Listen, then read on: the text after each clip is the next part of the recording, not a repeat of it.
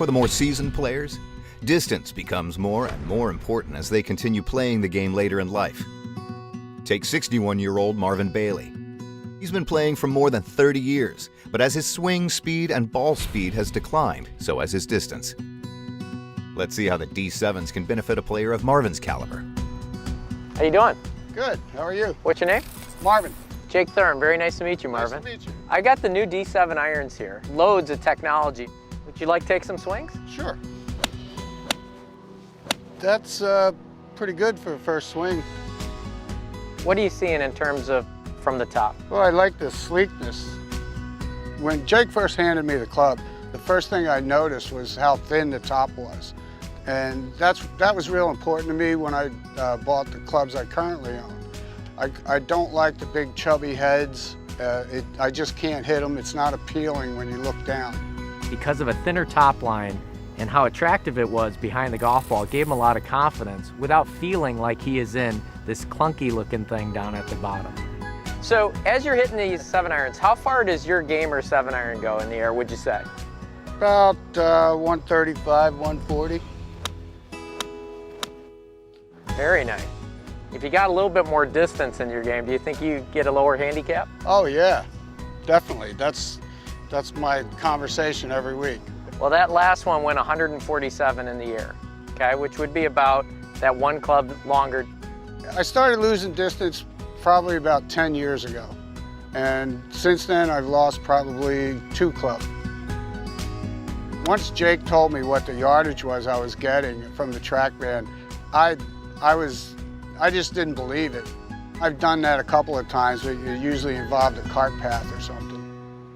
Now, Marvin, as a 10 handicap, how do you feel about your long irons in general? I put them away and bought hybrids. All right, I'm going to switch with you. I'm going to give you the 5-iron. Okay. All right, which apparently you've turned your old set into wind chimes. Yes. Let's have you hit a few 5-irons and see if we can't change your mind a little bit.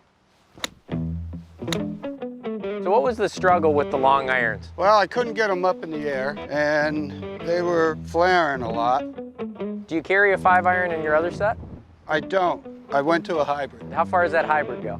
About 155. Compensate for the loss of distance, I switched long irons to hybrids. They're a little easier to hit. You don't have to swing as hard. They get up in the air a little better.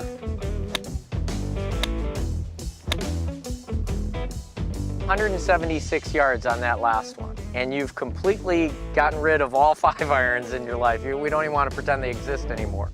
When you don't have the necessary club head speed, and especially if you have lost the necessary club head speed, you're going to really struggle with those strong lofts once you get to the longest clubs in your bag with the least amount of loft.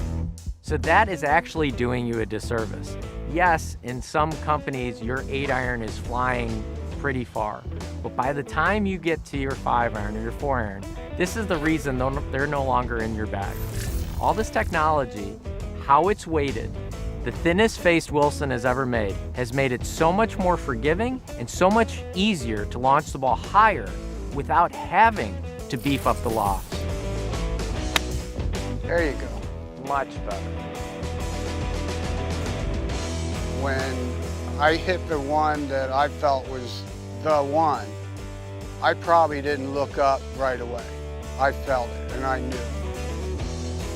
I think it would help anybody my age or younger. I think it's that much of an improvement. Anything else you want to add? When are you going to have them on the market?